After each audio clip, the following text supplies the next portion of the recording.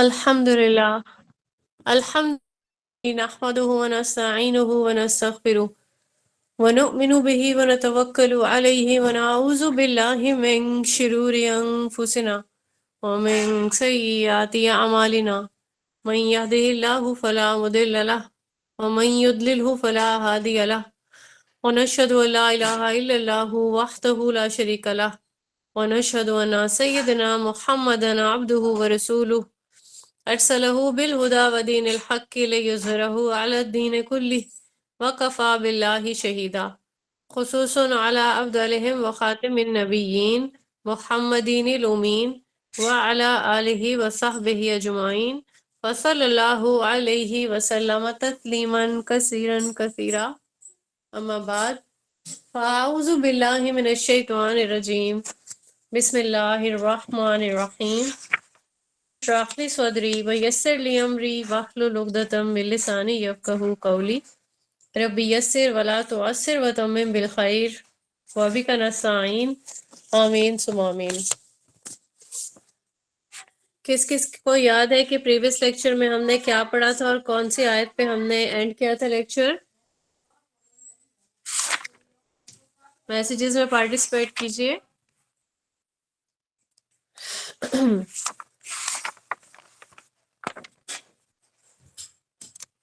ماشاءاللہ زیادہ لوگوں کو یاد ہے. Very good. اب ہم نے جو پریویس لیکچر تھا اس میں زیادہ تر یہ پڑھا کہ جس طرح سے مشرکین کے اعتراضات تھے، ٹھیک ہے، وہ اعتراضات کس نوعیت کے تھے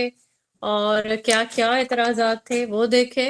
اور جتنی بھی پچھلی قومیں بھی گزری ہیں نا، ٹھیک ہے، سبھی لوگوں کے ایسے ہی اعتراضات ہوا کرتے تھے. کبھی معجزہ چاہیے، تو کبھی جو ہے وہ آنے والا جو ہمارا جو نبی ہے، ہماری طرف بھیجا گیا جو رسول، تو وہ فرشتے کی صورت میں کیوں نہ آ گیا، ٹھیک ہے، وہ عام انسان کیوں ہے. اور اسی طریقے سے ہرٹ کرنے والی اور بہت ساری چیزیں، یعنی آپ کھلی نشانیاں بھی دیکھ رہے ہیں لیکن ایمان نہیں لا سکتے. اور پھر ہم نے ایک چیلنج بھی جو ہے اللہ تعالیٰ کی طرف سے اس کو بھی ہم نے دیکھا کہ اللہ پاک نے قرآن کریم میں ہی یہ چیلنج جو ہے وہ بیان فرمایا ہے کہ اگر آپ اس کلام کو اللہ کا کلام نہیں سمجھتے کہ یہ کوئی انسانی کلام ہے، ٹھیک ہے، تو پھر اس جیسی کوئی لے آؤ، آپ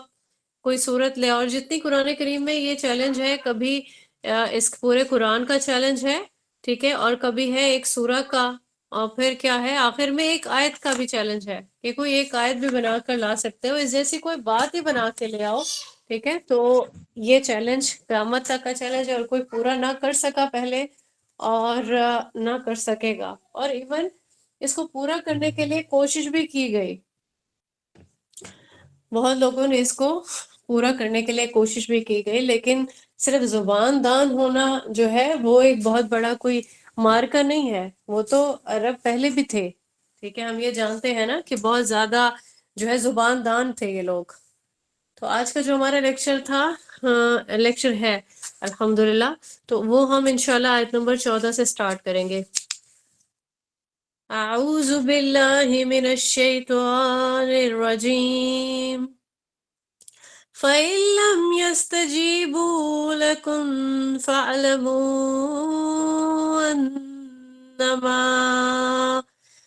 أَنَّمَا أُنزِلَ بِعِلْمِ اللَّهِ وَأَن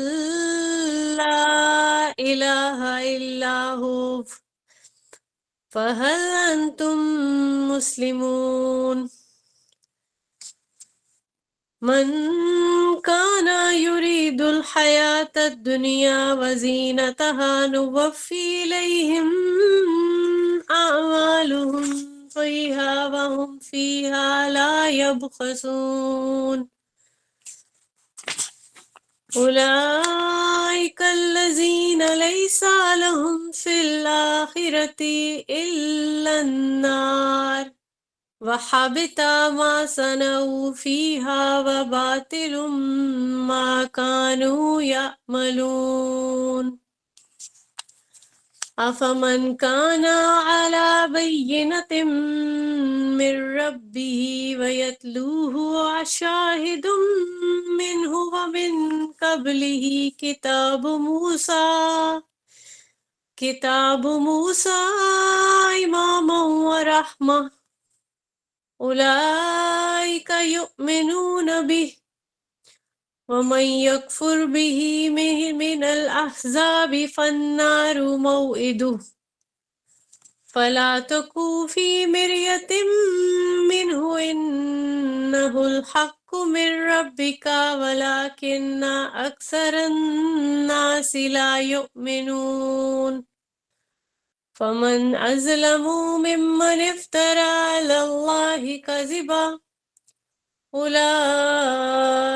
يؤرزون على ربهم ويقول الأشهاد هؤلاء الذين كذبوا على ربهم ألا لعنة الله على الظالمين۔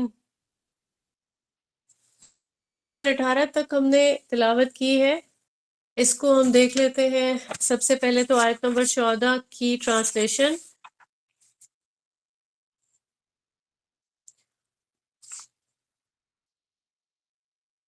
چنانچہ اگر وہ آپ کی بات قبول نہ کریں تو جان لو کہ بلا شبہ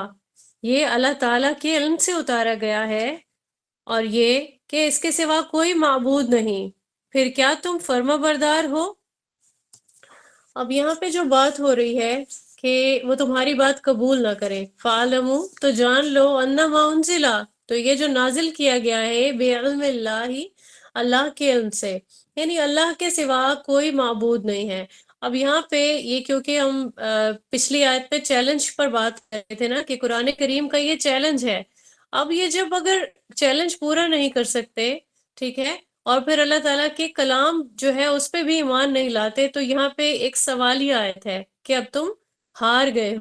ٹھیک ہے، مطالبہ تو پورا نہیں کر سکتے، لیکن اب یہ جو حکم ہے تم پہ ایمان لانے کا، کیا تم اس حکم کو ماننے والے ہو؟ یعنی اللہ کے علم سے اترا ہے، اب اگر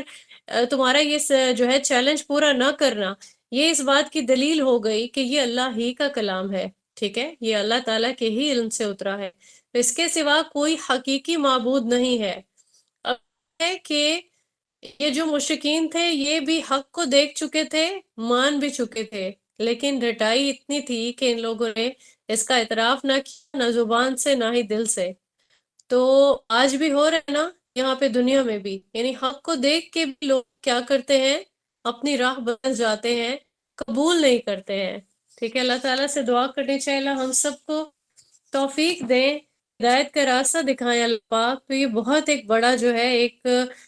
ایک مثال چلی آ رہی ہے، جیسے مشرکین کی طرف سے چلی آ رہی ہے، آج بھی دیکھی جا رہی ہے۔ تو اللہ پاک ایسے لوگوں میں انسان کو کبھی شامل نہ فرمائے کہ جو حق کو دیکھ بھی لیں اور اس کے باوجود بھی ایمان نہ لائیں۔ اور آج یہ ہو رہا ہے کہ ہم سب بھی اس میں کہیں نہ کہیں شامل ہیں، کہ ہم لوگ جانتے ہیں، بہت سارے ایسی چیزوں کو جانتے ہیں، احکام کو جانتے ہیں، ٹھیک ہے، لیکن اس کے باوجود ہم کیا کرتے ہیں، آنکھیں بند کر لیتے ہیں۔ تو یہ آنکھیں بند کرنا بھی اسی چیز کا اعتراف ہے نا کہ ہم اس کو مان نہیں رہے، دل ہمارا آمادہ نہیں ہو رہا کہ ہم اس کو مان جائیں۔ تو اللہ تعالیٰ سے ہمیشہ دعا کرنی چاہیے اور ساتھ میں کوشش بھی کرنی چاہیے۔ آیت نمبر 15 ہے بہت اہم، کہ جس میں آج ہم اس کی بہت اچھی امپلیمنٹیشن دیکھ سکتے ہیں اور کو ریلیٹ کر سکتے ہیں اپنی زندگیوں سے۔ تو یہاں کیا فرمایا جا رہا ہے، من کانا یرید الحیات الدنیا، دنیا کی زندگی، ٹھیک ہے، تو جو کوئی دنیا کی زندگی اور اس کی زینت کا ارادہ رکھتا ہے، نوفی الیہم، نوفی الیہم ان کو ہم پورا بدلہ دیں گے، اعمالہم ان کے اعمال کا، یعنی انہیں ان کے اعمال کا پورا پورا بدلہ دیا جائے گا، فیہا یعنی اسی میں، اس سے یہ جو ضمیر ہاں ہے یہ دنیا کی طرف لوٹ رہی ہے، یعنی اسی دنیا میں پورا پورا بدلہ دے دیا جائے گا، وہم فیہا لا یبخسون، اور ان میں سے اس دنیا میں کوئی کمی نہیں کی جائے گی۔ ہم آیت نمبر 15 اور 16 کو اکٹھے ہی اس کو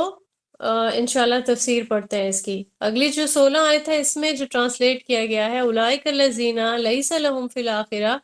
یعنی یہی وہ لوگ ہیں الذین جن کے لیے لیسا نہیں ہے، لہم فی الآخرہ یعنی ان کے لیے آخرت میں کچھ نہیں ہے، الا النار سوائے آگ کے، وحبطا اور برباد ہو گیا، ما صنعوا یعنی جو کچھ بھی انہوں نے کیا اس میں، وباطل اور باطل ہے، اور اس میں کیا ہے کہ جو لوگ عمل نہیں کرتے، جو وہ عمل کرتے رہے ہیں، ٹھیک ہے، باطلون یعنی کہ ان کے جتنے بھی اعمال، اب یہاں پہ اس کا بامحاورہ ترجمہ یہ بنتا ہے کہ یہی وہ لوگ ہیں جن کے لیے آخرت میں آگ کے سوا کچھ نہیں ہے، اور انہوں نے جو کچھ دنیا میں بنایا وہ سب برباد ہو گیا، اور باطل ہیں جو وہ عمل کرتے رہے تھے۔ اب یہاں پہ یہ دیکھیں کہ دنیا میں جس کی نیت ہے دنیا بنانے کی، یعنی کہ جس کی اٹریکشن ہے دنیا کا گلیمر، دنیا کی نعمتیں، تو ان کے لیے یہ بہت زیادہ ایک الارمنگ ایک سچویشن ہے، اور یہ ایک ایسی آیت ہے جس سے انسان کے بہت سارے مسئلے حل ہو جاتے ہیں، ٹھیک ہے، جو نیت کے مسائل ہیں ایون وہ بھی۔ تو دونوں آیات میں یہ دیکھ لیں کہ برباد ہونے کا ذکر ہے آیت نمبر 16 میں، کہ دنیا میں جو کی جانے والی نیکیاں ہیں ان کی بربادی کا تذکرہ ہے، ٹھیک ہے۔ دنیا میں کام کرنے کے دوران انسان جب دنیا میں رہ رہا ہوتا ہے، ٹھیک ہے، تو اس کی جو بھی انٹینٹ تھی وہ کیا تھی؟ کیا صرف دنیا پانا چاہتا تھا، ٹھیک ہے، یا پھر ایک دوسرا جو کانسیپٹ ہے وہ کیا ہے؟ آخرت اورینٹڈ کانسیپٹ، ٹھیک ہے۔ تو ہمیں کیا سکھایا گیا ہے بینگ مسلم؟ ہمیں یہ سکھایا گیا ہے رہنا تو دنیا میں ہے، ٹھیک ہے، رہنا اسی دنیا میں ہے، دنیا کی نعمتوں کو انجوائے بھی کرنا ہے، اللہ کے احکام کو بھی ماننا ہے، ٹھیک ہے، لیکن آپ کا مین وائل آپ کا کانسیپٹ جو ہے وہ کلیئر ہونا چاہیے کہ ایک اورینٹیشن ہے ہماری، وہ کیا ہونی چاہیے؟ اورینٹیشن شوڈ بی آخرہ، یعنی ہم نے اپنے آپ کو یہاں پہ جو زندگی گزارنی ہے وہ اسی دائرہ کار میں گزرے کہ ہم آخر اپنے آپ کو پریپیئر کر سکیں، اپنا جو جواب ہے ہم دے سکیں، ٹھیک ہے۔ تو یہ احساس کہاں پہ ہوگا؟ کیا ہمارے الفاظ میں؟ آپ لوگ بتائیں مجھے کہ یہ احساس کہاں پہ ہوگا، کہاں ہم اس احساس کی نشو نما کر رہے ہوں گے یا اپنے آپ کو سمجھا رہے ہوں گے؟ کیا صرف الفاظ میں، یعنی یہ جس طرح سے میں آپ کو بتا رہی ہوں گی آنے والے لیکچرز میں بھی، اس لیکچر میں بھی، اور پہلے بھی کبھی بتایا ہوگا، ٹھیک ہے، یا پھر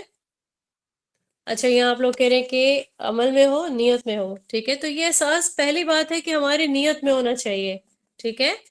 نیت میں ہونا چاہیے کہ دنیا کی اصل حقیقت کیا ہے۔ یہ عارضی ٹھکانہ ہے، ٹھیک ہے، ہم جانتے ہیں عارضی ٹھکانہ ہے، ہمیں یہاں پہ ہمیشہ نہیں رہنا، تو یہاں پہ ہم نے کیا کرنا ہے؟ رہنا ضرور ہے لیکن دل نہیں لگانا۔ ایون ہم اپنا گھر بنا رہے ہیں، ٹھیک ہے، گھر کو سیٹ کر رہے ہیں، اپنی سہولیات کا اہتمام کر رہے ہیں، ایسے کرنا ہے، یہ رکھنا ہے، خاص طور پر خواتین کہ گھر کو بڑے اچھے سے مینٹین کر رہی ہوتی ہیں، ہمیں آسانی ہو، ہم یہ چیز اس طرح سے یوں رکھتے ہیں، یہ والا فریج ایسے اس جگہ پہ رکھنا ہے تاکہ ہمیں اپنی آسانی کے لیے، یعنی ہم بہت چیزیں کر رہے ہوتے ہیں، جو وہ سب کچھ کرتے ہوئے بھی نیت میں ایک چیز ضرور چلتی رہنی چاہیے، اور کیا چل رہا ہے نیت میں، میٹر اصل میں وہی کرتا ہے، ٹھیک ہے۔ جو کوئی جاب میں ہے، جاب میں رہتے ہوئے، کوئی بزنس کر رہا ہے، بزنس میں رہتے ہوئے، گھر چلاتے ہوئے، ٹھیک ہے، تو بیک اینڈ پہ ایک نیت چل رہی ہوتی ہے نا انسان کی کہ کیا کر رہا ہوں میں، ٹھیک ہے، یعنی میں جو کچھ بھی بنا رہا ہوں میں کس کے لیے بنا رہا ہوں، کیا اس میں میرا جو فلسفہ ہے وہ یہی ہے کہ میں نے دنیا میں آسانی کرنی ہے، ٹھیک ہے، یا دنیا میں ہی زندگی گزارنی ہے، میں نے زندہ ہی رہتے چلے جانا ہے، مرنا نہیں ہے، ٹھیک ہے۔ تو مفسر جو ہے وہ اس آیت کو دو جگہ پر بیان کرتے ہیں، جیسے کہ اگر ہم دیکھیں ابن کثیر میں ایک بیان جو ہے وہ کیا گیا ہے کہ یہ کن لوگوں کے بارے میں بات ہو رہی ہے، یہاں پہ بات ہو رہی ہے نا کہ انسان جو ہے وہ دنیا میں دل لگا لیتا ہے، اور ان کی نیت میں ان کی اورینٹیشن جو ہے خاص طور پر وہ دنیا ہے، تو کن لوگوں کی بات ہو رہی ہے؟ ان لوگوں کی بات ہو رہی ہے جو ریاکار ہیں۔ ریاکار کون سے لوگ ہوتے ہیں؟ ریاکاری کی ڈیفینیشن پتہ ہے نا آپ لوگوں کو؟ شو آف کرتے ہیں، ٹھیک ہے، یعنی کہ ان کے اندر ایک چیز چل رہی ہوتی ہے کہ میں کسی نہ کسی کو امپریس کر دوں، ٹھیک ہے، میں دکھاوا کر لوں، اندر سے کھوکھلا پن لیکن اوپر سے دکھاوا، اور یہ دکھاوا کسی بھی اینڈ تک جا سکتا ہے، کیسے؟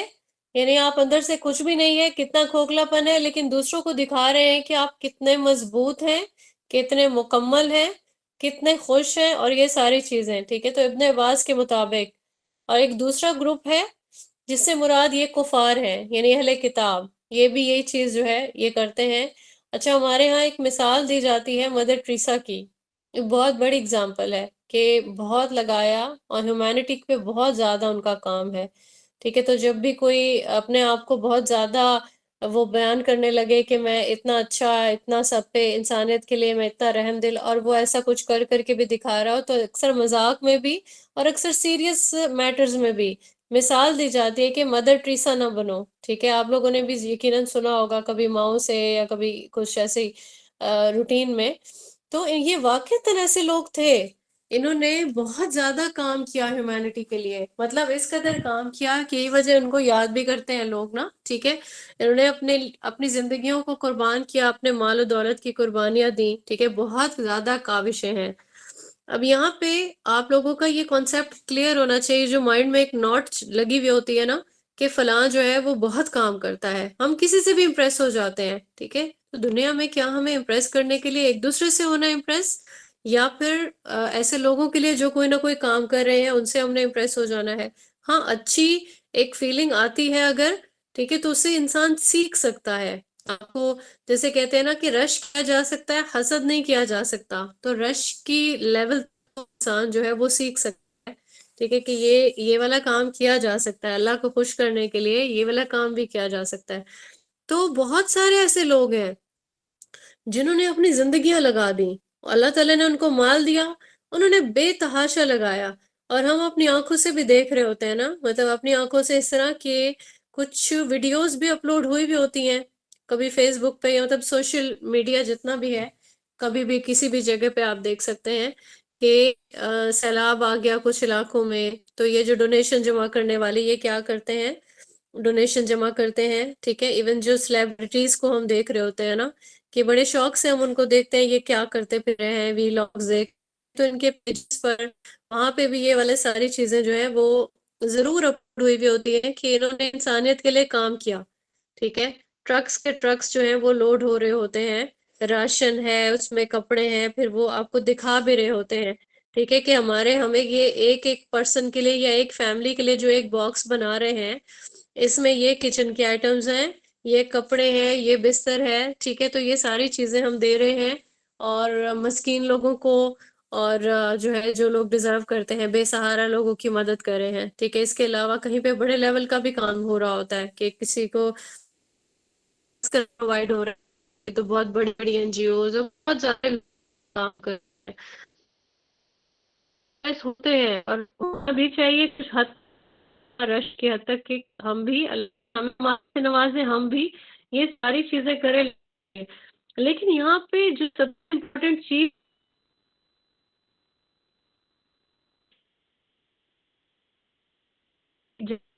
کی چاہت کیا ہے، ٹھیک ہے؟ اللہ کی چاہت جانے بنا ہم جتنا مرضی کام کر لیں، کیا بلیف سسٹم کے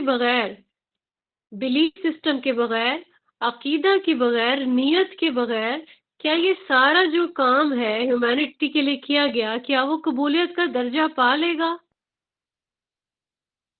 آپ لوگ بتائیں. بالکل دانیہ کلیم نہیں پا سکتا، عقیدہ نہیں ہے، ٹھیک ہے؟ اور پھر ہم لوگ یہ کام کیے چلے جا رہے ہیں، ہم کس کی رضا کے لیے یہ کام کر رہے ہیں؟ امپورٹنٹ یہ چیز ہے، کیا ہم دنیا داری نبھا رہے ہیں، ٹھیک ہے، یا اس کے پیچھے کوئی ریاکاری مقصد ہے، یا پھر کہیں کبھی کبھار نا سیلف سیٹسفیکشن بھی ہوتی ہے، یعنی گناہ کرتے کرتے کرتے کرتے انسان تھک جاتا ہے، اتنا تھکتا ہے کہ پھر اس کو اپنے آپ کو صاف کرنے کے لیے، کلین کرنے کے لیے کچھ ایسے کام کرنے پڑتے ہیں، اور وہ کرتا ہے، ٹھیک ہے؟ لیکن اس کے پیچھے بھی اس کی نیت اللہ کو راضی کر رہا اگر نہیں ہے، اگر اس کی نیت سیلف سیٹسفیکشن ہے کہ میں اپنے آپ کو راضی کر لوں، ٹھیک ہے، کہ میں مطمئن، کچھ لوگ کہتے ہیں نا میں یہ کرنے سے مطمئن ہو جاتا ہوں، ٹھیک ہے، تو آپ اس کا مطلب ہے آپ اپنے نفس کو راضی کر رہے ہیں. ایسا ہوتا ہے نا کہ بہت سارے لوگ ایسے کام اپنے آپ کو راضی کرنے کے لیے کر رہے ہوتے ہیں کہ مجھے ایسا کرنے سے خوشی ملتی ہے، میں مایوسی سے نکل آتا ہوں، ٹھیک ہے؟ تو یہاں پہ جو ہے بہت امپورٹنٹ چیز یہی ہے کہ نیت درست نہیں، اگر یہ کام اللہ کے لیے نہیں، ٹھیک ہے، تو یہ سارے کے سارے کام، یہ بڑے بڑے ڈونیشنز، یہ بہت ساری راتوں کو جاگ کے کسی کے لیے کوئی کام کرنا، ٹھیک ہے، یہ انسان کو کفایت نہیں کر سکتا. تو سب سے امپورٹنٹ کیا چیز ہے؟ نیت کی درستگی. اب یہاں پہ ہم یہ دیکھتے ہیں کہ اللہ تو عادل ہے، ٹھیک ہے، اللہ عادل ہے، اللہ کی مخلوق کو کوئی راضی کر رہا ہے، خوش کر رہا ہے، تو پھر سوال دل میں اٹھتا ہے کہ اللہ کمپنسیٹ نہیں کرے گا انسان کو؟ مطلب ایک انسان اپنی محنت سے کما رہا ہے، ٹھیک ہے، اپنے پیسہ کما رہا ہے، لیکن لوگوں پہ لگا رہا ہے، کس لیے؟ اللہ کی جو مخلوق ہے اس کو ضرورت ہے، ٹھیک ہے۔ تو یہاں پہ مائنڈ میں آتا ہے نا کہ اللہ ان لوگوں کو کمپنسیٹ نہیں کرے گا۔ تو یہاں پہ ہم یہ دیکھتے ہیں کہ اللہ واقعی عادل ہے۔ جن لوگوں نے کسی بھی دوسری نیت سے یہ سارے اچھے اچھے کام کیے، ان کو صلہ ملے گا، ٹھیک ہے۔ وہ صلہ کیسے ملے گا؟ اسی دنیا میں صلہ مل جائے گا، اور پورے کا پورا مل جائے گا، یہ اللہ کا وعدہ ہے، ٹھیک ہے۔ پورے کا پورا کیسے ملے گا؟ دنیا میں جو چاہیں گے ان کو ملے گا، لیکن پھر کیا ہوگا؟ آخرت میں ان کے لیے کچھ نہیں ہوگا، ٹھیک ہے، کہ یہ اللہ کا فیصلہ ہے کہ ان کے لیے آخرت میں کچھ نہیں ہوگا، سوائے کس چیز کے؟ سوائے آگ کے۔ اب اس کے پیچھے ریزن کیا ہے؟ کیونکہ ان کی اپنی اس میں کوئی نیت جو ہے وہ شامل ہے۔ اپنی نیت مطلب وہ کیا کیا چیزیں، کون کون سی 3 چیزیں ہم نے پڑھی ہیں؟ دنیا داری، ٹھیک ہے، ریاکاری، یا پھر سیلف سیٹسفیکشن۔ دنیا داری میں وہ ساری چیزیں آتی ہیں جس میں ہم رسم و رواج لے لیتے ہیں، ٹھیک ہے، اور پھر کیا ہوتا ہے کہ کبھی دوسروں کے ساتھ تعلق رکھنے کے لیے کہ ٹھیک ہے یہ بھی میرے لیے بہت زیادہ شرم و حیا والا ایک جو اس کا پہلو ہے، عزت والا، وہ میرے لیے ہو جائے گا، ٹھیک ہے۔ ایک چیز ریاکاری ہو گئی، اور پھر آخر میں آتا ہے یہ سیلف سیٹسفیکشن آ جاتا ہے۔ اچھا، یہی بالکل جو سبجیکٹ ہے وہ سورہ اسراء کی ایک آیت ہے، آیت نمبر 18، اور اسی سے یہ موضوع چلتا آتا ہے آیت نمبر 22 تک۔ تو یہ چیز جو ہے وہاں پہ بھی بیان ہوئی ہے۔ وہ بہت پیارا یہ ٹاپک ہے سمجھنے کے لیے، تو وہاں سے بھی ہم ہیلپ لے سکتے ہیں۔ آپ اپنے پاس بھی دیکھ سکتے ہیں، ویسے شیئر بھی ہوگی انشاءاللہ یہ والی آیت آپ سے۔ سورہ اسراء کی آپ نکالیں آیت نمبر 18۔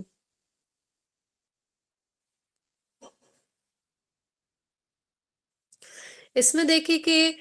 جو کوئی بھی عاجلہ کا خواہش مند ہو، ہم یہیں اسے دے دیتے ہیں جو کچھ بھی جسے دینا چاہیں، پھر اس کے مقسوم میں جہنم لکھ دیتے ہیں جسے وہ تاپے گا ملامت زدہ اور رحمت سے محروم ہو کر۔ اور جو آخرت کا خواہش مند ہے اس کے لیے سعی کرے گا جیسے اس کے لیے سعی کرنی چاہیے، اور ہو وہ مومن تو ایسے ہر شخص کی سعی مشکور ہوگی۔ ان کو بھی اور ان کو بھی، دونوں فریقوں کو ہم دنیا میں سامان زیست دیے جا رہے ہیں، یہ تیرے رب کا عطیہ ہے، اور تیرے رب کی عطا کو روکنے والا کوئی نہیں ہے۔ اس کے بعد فرمایا جا رہا ہے مگر دیکھ لو دنیا ہی میں ہم نے ایک گروہ کو دوسرے گروہ پر کیسی فضیلت دے رکھی ہے، اور آخرت میں اس کے درجے اور بھی زیادہ ہوں گے، اور اس کی فضیلت اور بھی زیادہ بڑھ چڑھ کر ہوگی۔ تو اللہ کے ساتھ کوئی دوسرا معبود نہ بنا، ورنہ ملامت زدہ اور بے یار و مددگار بیٹھا رہ جائے گا۔ بہت ہی پیاری آیات ہیں، بہت پیاری، اور اس میں بہت زیادہ جو ہے نا کیمسٹری اور پوری ایک جو ہیومن سائیکالوجی ہے نا وہ بیان ہو گئی انسان کے لیے کہ اس کو کرنا کیا ہے اور اسے دنیا کو لینا کیا ہے، ٹھیک ہے، دنیا کے بارے میں اس کی کیا نفسیات ہونی چاہیے۔ اب انسان کی پوری نفسیات کیا بیان ہوئی ہے؟ وہ یہی ہوئی ہے کہ انسان کو جلدی چاہیے، مطلب ہر ایک چیز جلدی چاہیے ہوتی ہے انسان کو، اور ابھی چاہیے ہوتی ہے۔ تو پیچھے کیا بچتا ہے؟ آخرت، تو ہم آخرت کو ہمیشہ پیچھے رکھتے ہیں، یعنی ہمیں آخرت کو لے کر کچھ بھی نہیں چاہیے ہوتا ہے، ہمیں سب چاہیے، ادھر ہی چاہیے، اور فوراً بھی چاہیے۔ تو دنیا میں سکون ملنے کا وعدہ بھی نہیں کیا نا اللہ تعالیٰ نے؟ کیا ہے کیا وعدہ کہ دنیا میں آپ کو بہت زیادہ عیاشی اور سکون ملے گا؟ خاص طور پر یہ جو مومن کے لیے ایک انسٹرکشن ہے وہ کیا ہے؟ ٹھیک ہے، کلیئرلی بتایا گیا نا کہ امتحان کی جگہ ہے، آزمائش کی جگہ ہے، لیکن یہاں پہ صبر کر لو، یہاں پہ صبر کرنے والے کا ریوارڈ جو ہے وہ آخرت میں ملے گا۔ اب لیکن ہم لوگ کیا کرتے ہیں؟ ہمیں سکون سارا ادھر چاہیے، آخرت کے لیے جو وعدہ ہے اللہ تعالیٰ کا، ٹھیک ہے، آخرت کے لیے اللہ تعالیٰ کا وعدہ ہے، اور ہم یہ بھی جانتے ہیں اللہ تعالیٰ اپنے وعدے کو پورا کرتا ہے، ٹھیک ہے، ایسا نہیں ہو سکتا کہ اللہ کا وعدہ اور وہ پورا نہ ہو۔ تو سب سے بڑے جو فساد کی وجہ ہے نا وہ بھی یہی ہے، اور پوری دنیا کی یہی سائیکالوجی ہے کہ ہمیں آج کے آج ہی ریزلٹ چاہیے۔ اچھا، یہاں پہ دنیا میں ریزلٹ ملتا ہے، لیکن کس چیز کا ملتا ہے اور کس کو ملتا ہے؟ اگر ریزلٹ چاہیے اور اچھا چاہیے ٹھیک ہے، تو یہاں پہ یہ چیزیں درکار ہوتی ہے نا کہ کسی نے پڑھائی کی، ٹھیک ہے، اس نے محنت کی، اچھی ڈگری لے لی، اچھی جاب، اچھے سکل سیکھ لیے، ٹھیک ہے، بزنس میں اس نے کچھ سیکھا، بزنس کیسے کرنا چاہیے، پھر اس نے بزنس جمایا اپنا، یا پھر کسی کے ساتھ کوئی اچھی انویسٹمنٹ کر لی، ٹھیک ہے، محنت کی، اور پھر کیا ہو گیا، زیادہ تر یہ ہوتا ہے کہ دنیا میں کوئی 20 سال کے بعد، 15 سال کے بعد، یعنی آپ نے پڑھا، اسکل سیکھے، رسپانس مل گیا، ٹھیک ہے، تو دنیا میں رزلٹ واقعی مل بھی جاتا ہے نا جلدی، تھوڑی سی محنت کی پھر اللہ تعالیٰ کی طرف سے بھی مدد ہو گئی، لیکن یہاں پہ یہ ہے کہ آخرت کے رزلٹ کے لیے انسان کو بہت سارا صبر درکار ہے، ٹھیک ہے، اور یہی وجہ ہے نا کہ صبر پہ کتنی زیادہ حدیث ہے، کیونکہ اللہ تعالیٰ ہمیں گروم کرنے کے لیے اللہ نے سارا انتظام کیا کہ آخرت میں چاہیے لیکن صبر بھی سیکھ کے کرنا ہے اور بہت زیادہ کرنا ہے، ٹھیک ہے، تو اللہ تعالیٰ نے صبر والوں کے لیے کیا فرمایا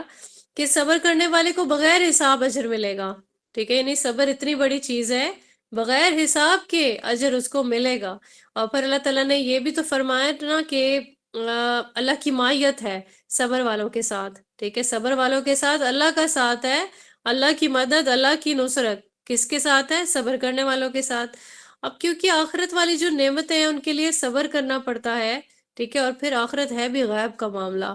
ہم بہت زیادہ نہیں جانتے نا، ہم تھوڑی سی چیزیں جانتے ہیں آخرت کے بارے میں، اور زیادہ اللہ تعالیٰ نے ہمیں جو نہیں بتائیں وہ ہم نہیں جانتے۔ اب اسی لیے کہا جاتا ہے نا کہ نیکی کر دریا میں ڈال، یعنی کہ آپ نے نیکی کر لی پھر اس کے بارے میں بھول جاؤ، اب نیکی کر کے پھر دنیا میں اس کے اجر کی امید نہ رکھو، اور ہم رکھتے ہیں، ٹھیک ہے، کبھی کسی کے لیے اچھا کچھ کر لو نا تو پھر ہم چاہتے ہیں کہ یہ ہمیں شکریہ بھی کرے، حالانکہ ہم اس کے لیے اپنی نیت ہماری یہ ہوتی ہے ہم اللہ کے لیے کر رہے ہیں، ٹھیک ہے، لیکن ہم پھر اس سے کیوں اچھے کی امید کر رہے ہوتے ہیں کہ ہمیں مسکرا کے دیکھے یا ہمیں جواب میں یہ دعا دے دے، ٹھیک ہے، ہماری یہ حالت ہو گئی ہے، یعنی ہمیں اجر جو ہے، اجر کی جلدی کی، یہ ہماری کنڈیشن ہے کہ ہم کسی کے لیے کوئی اس کو دے رہے ہوتے ہیں، صدقہ کر رہے ہوتے ہیں، ٹھیک ہے، حالانکہ صدقہ جان رہے ہیں ہم اللہ تعالیٰ کے ساتھ تجارت کر رہے ہیں ہم، ٹھیک ہے، اپنی آزمائشوں کی تجارت کر رہے ہیں ہم، اور اللہ تعالیٰ کو دے رہے ہیں یہ مال، ٹھیک ہے، خیرات کر رہے ہیں تو ہم یہ مال اللہ کے لیے کر رہے ہیں، تو اس کا مطلب ہے اللہ کو دے رہے ہیں، اور اللہ تعالیٰ ہمیں اس سے دگنا اور اس سے کئی گنا زیادہ لوٹا سکتا ہے، لیکن ہم زکوٰۃ دے رہے ہیں، اپنے مال کو پاک کریں، ہر ایک چیز میں ہماری اپنی غرض ہے، ٹھیک ہے، لیکن ہم کیا چاہ رہے ہیں، جس کو ہم دے رہے ہیں نا وہ ہمارے لیے دعا کرے، ٹھیک ہے، تو اس چیز کو بھی اہل علم اس چیز کو بہت ناپسند کرتے ہیں کہ ہماری نیت میں یہ چیز آئی کیوں کہ وہ ہمارا شکریہ ادا کرے، ٹھیک ہے، اور پھر ہم اسے یہ بھی چاہ رہے ہیں کہ وہ ہمارے لیے دعا کرے، ٹھیک ہے، تو اتنے ہم خود غرض ہو گئے، اگر ہم نے اس سے ابھی لے لیا تو پیچھے ہمارے پاس کیا رہ جائے گا، ہمارے پاس پھر کوئی چیز پیچھے نہیں رہ جائے گی، تو اسی لیے کہا جاتا ہے کہ نیکی کر دریا میں ڈال، اب اجر کی امید نہیں رکھو، خاموشی سے اسے بھول جاؤ۔ تو اس آیت کے علاوہ دیکھیں ہم نے سورہ اسراء کی جو آیات ہیں ان کو بھی سمجھا، ایک اور سورہ بقرہ کی جو آیت ہے ربنا آتنا فی الدنیا حسنۃ وفی الآخرۃ حسنۃ وقنا عذاب النار، اس میں بھی پوری سائنس یہی والی موجود ہے، یعنی کہ انسان جو ہے وہ دنیا کے لیے بھلائی تو مانگ ہی رہا ہے لیکن وہ آخرت کو بھولے نہیں، ٹھیک ہے، اور پھر اللہ تعالیٰ سے جو آخرت کا جو عذاب ہے اس کے لیے بھی انسان اپنے لیے دعا کرے کہ اللہ ہمیں اس عذاب سے محفوظ رکھ، یعنی جو کوئی آخرت کا ارادہ کرتا ہے، کوشش کرتا ہے، اور پھر ایک اور کنڈیشن بھی اللہ تعالیٰ نے فرمائی، وہ کیا ہے کہ وہ مومن بھی ہے، ٹھیک ہے، تو ایسے لوگوں کی کوشش کی قدردانی کی جاتی ہے اللہ کے ہاں، ٹھیک ہے، اللہ فرماتا ہے کہ ہم مدد کرتے ہیں، ہم بڑھاتے ہیں، اب یہاں پہ جو بلیورز ہیں ان کو بھی دیا جاتا ہے، ایون نان بلیورز کو بھی دیا جاتا ہے، یعنی اللہ کے پاس اتنے خزانے ہیں، اللہ کی نعمتیں جو ہے نا وہ کسی سے رکی ہوئی نہیں ہے،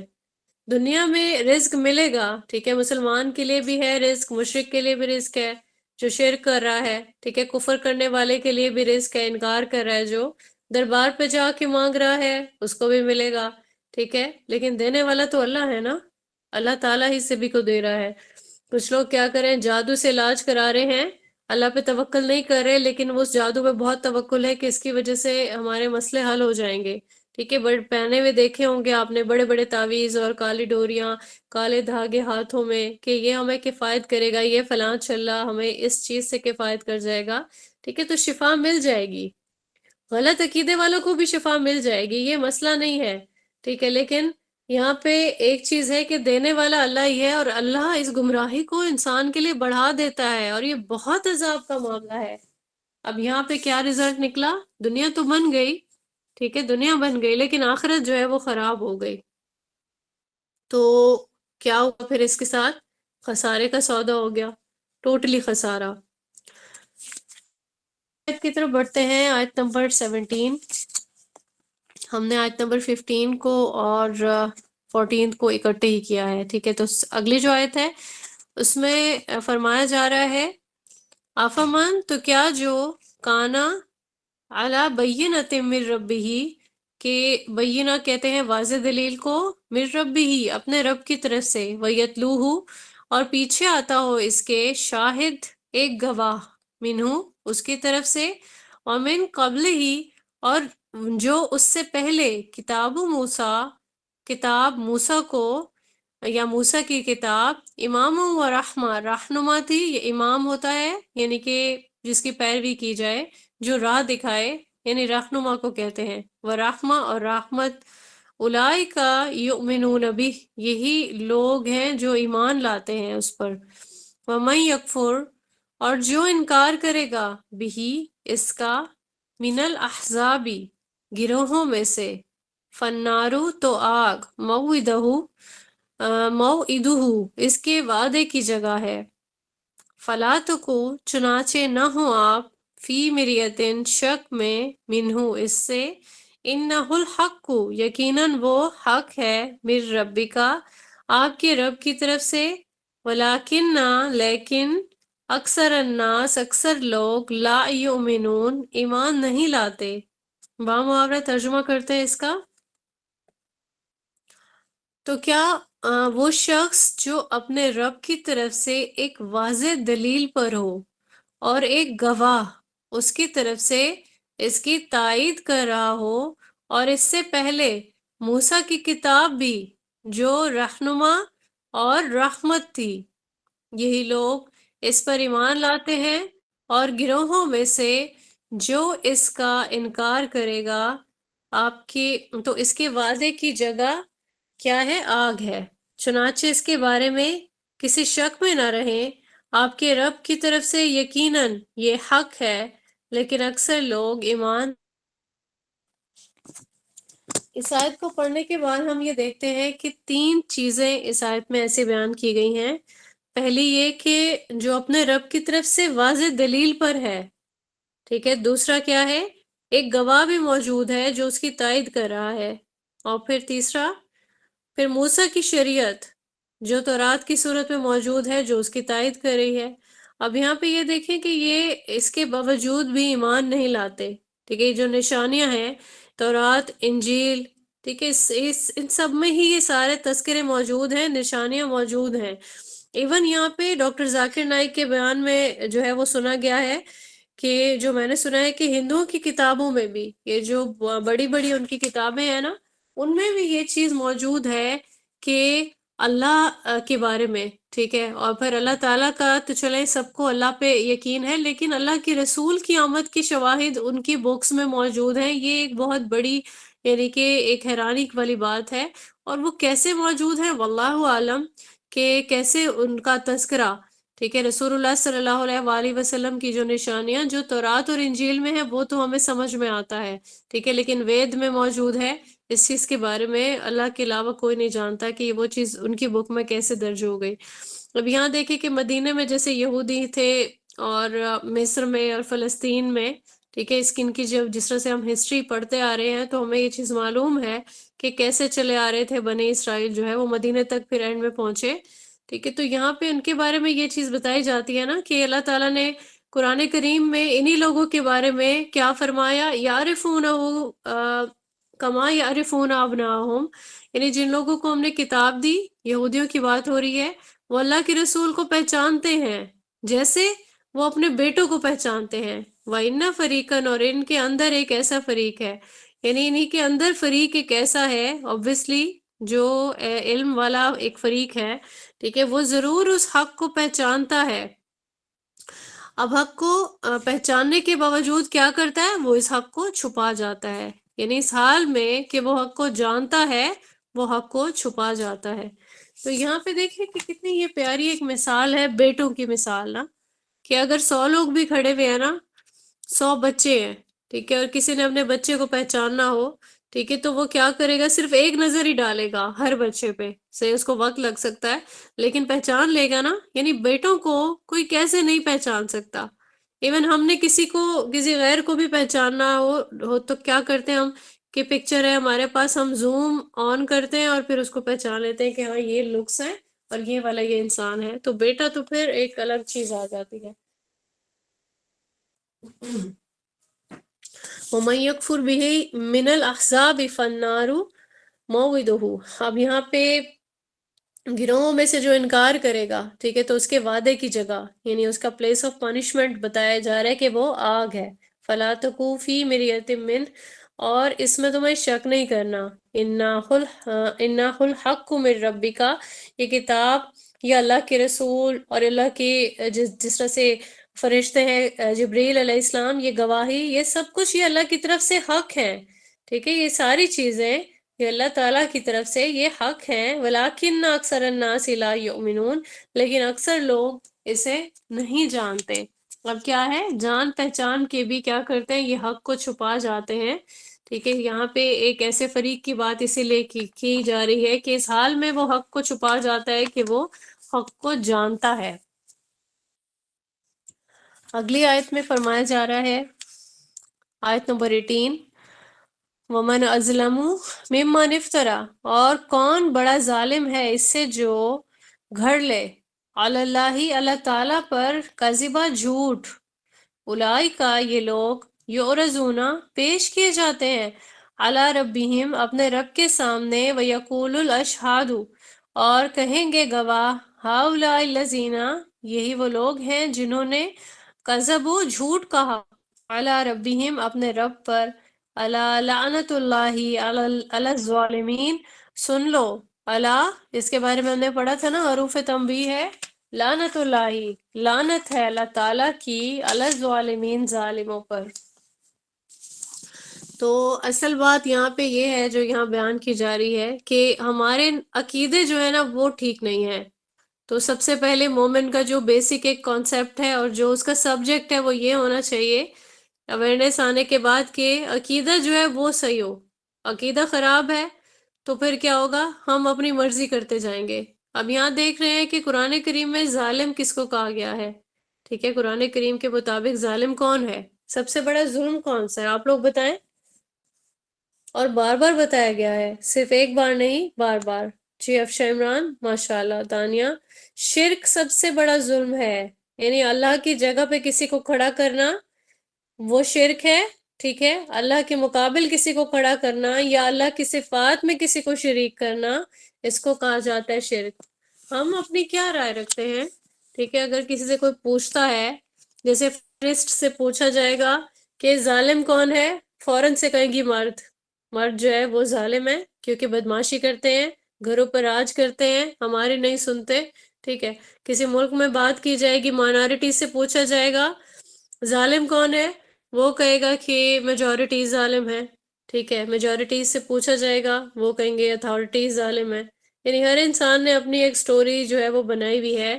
ملکی عوام سے پوچھا جائے گا تو وہ کہیں گے کرپشن سے بڑا کوئی ظلم نہیں ہے، ٹھیک ہے، مسلمانوں کے مسائل ہیں، ہندوؤں کے الگ مسائل ہیں، سکھوں کے مسائل ہیں۔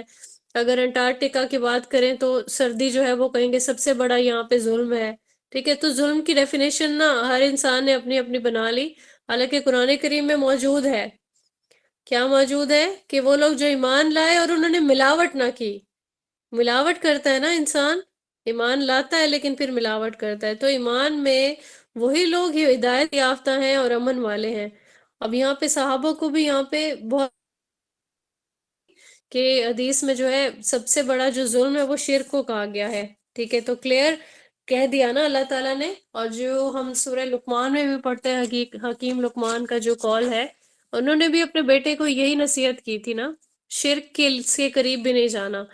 تو یہاں پہ دیکھیں کہ کسی نے اگر اللہ کے مقام کو کم کیا، ٹھیک ہے، آسمانوں والے کو کوئی انسان زمین پہ لے آیا، ٹھیک ہے، اور کسی زمین والے کو وہ آسمان تک لے گیا،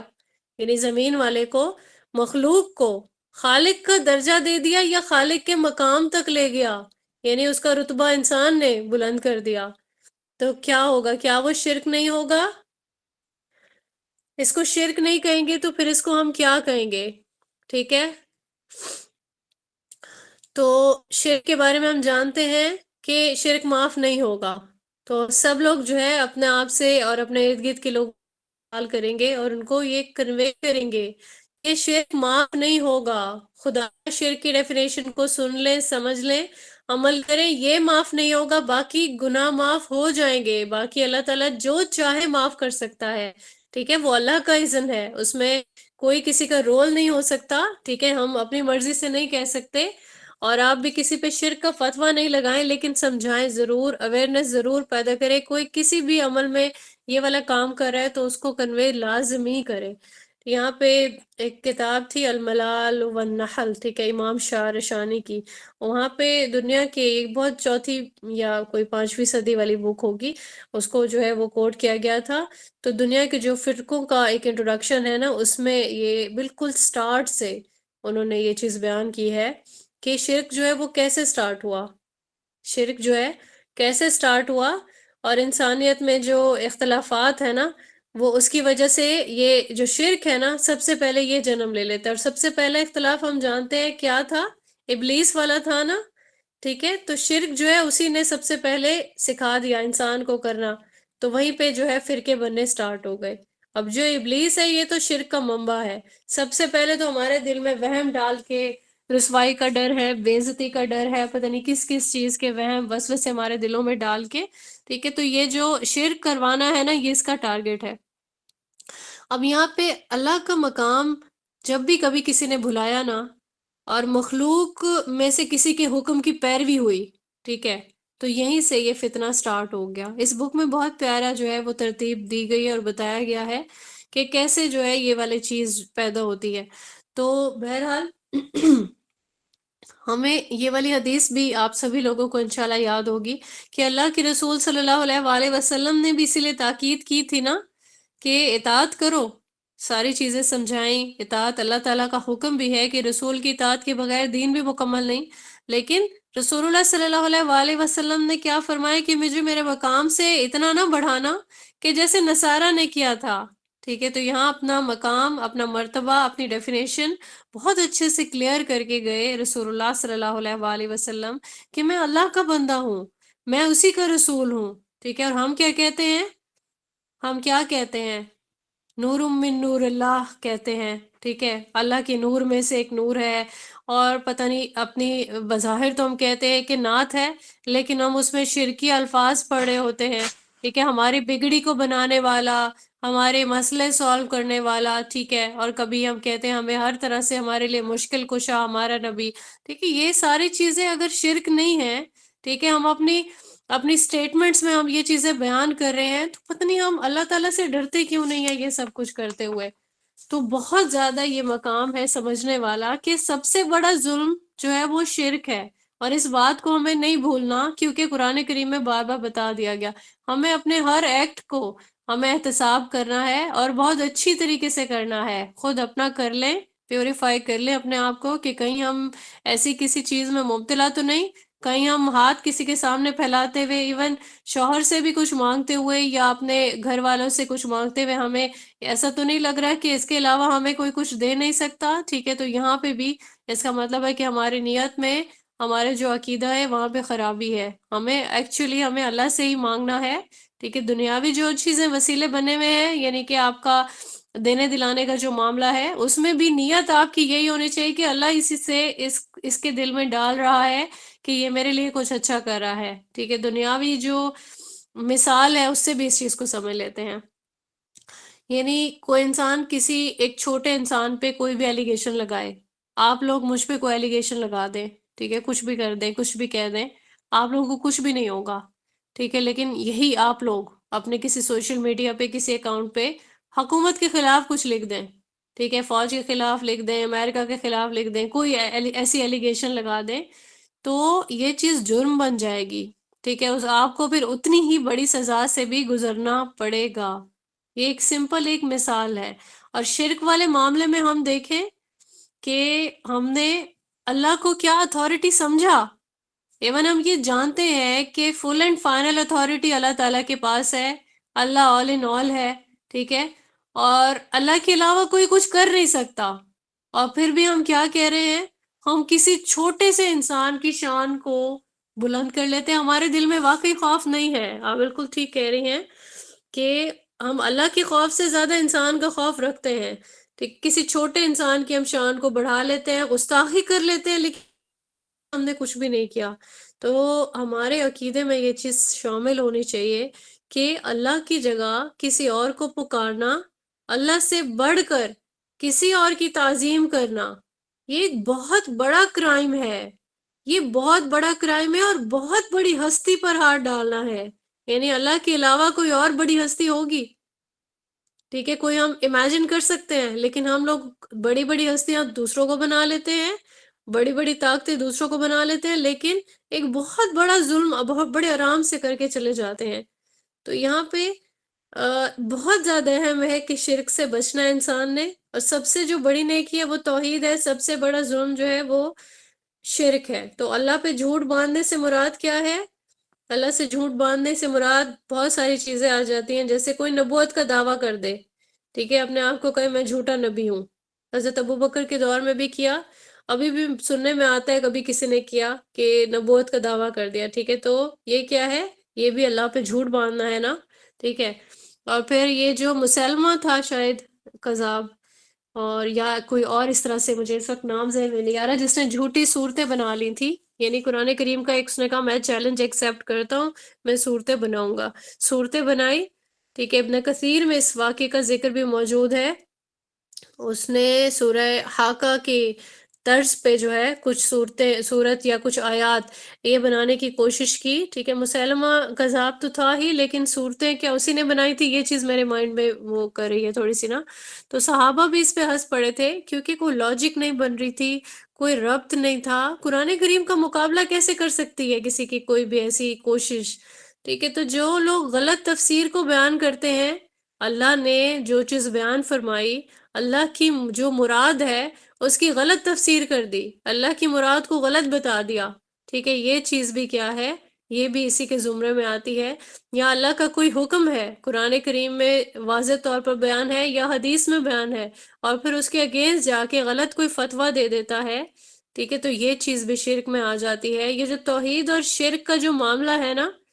یہ اللہ تعالیٰ کا جو معاملہ ہے، ٹھیک ہے، یہ ایکسٹریملی جو ہے ڈینجرس ایک معاملہ ہے، بڑا خطرناک ہے. انسان کو اس معاملے میں اپنے عقائد کی درستگی کی بہت زیادہ ضرورت ہے، بہت زیادہ اپنے احتساب کی ضرورت ہے. اور اللہ تعالیٰ ہم سب کو یہ جو شرک کا ایک فتنہ ہے، اس سے اللہ تعالیٰ ہم سب کو بچائیں، ہم سب کو محفوظ رکھیں، اور ہم سب دوسروں کی بھی اصلاح کر سکیں اپنے ساتھ ساتھ. تو پہلا جو معاملہ ہے وہ کیا ہے؟ خود کی جہالت دور کرنا. اور دوسرا جو معاملہ ہے وہ پھر اپنے ارد گرد دیکھنا کہ کوئی اور اس آگ کو اپنے لیے خرید تو نہیں رہا. تو یہاں پہ آج کا لیکچر ہم مکمل کرتے ہیں. انشاءاللہ نیکسٹ لیکچر میں ہم اگلی ڈیٹیل پڑھیں گے، آیت نمبر 19 سے سٹارٹ کریں گے. وآخر الدعوان ان الحمد للہ رب العالمین.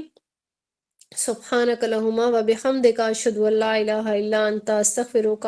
واتوب الیک. سبحان ربک رب العزت عما یصفون وسلام علی المرسلین والحمد للہ رب العالمین. السلام علیکم ورحمۃ اللہ وبرکاتہ.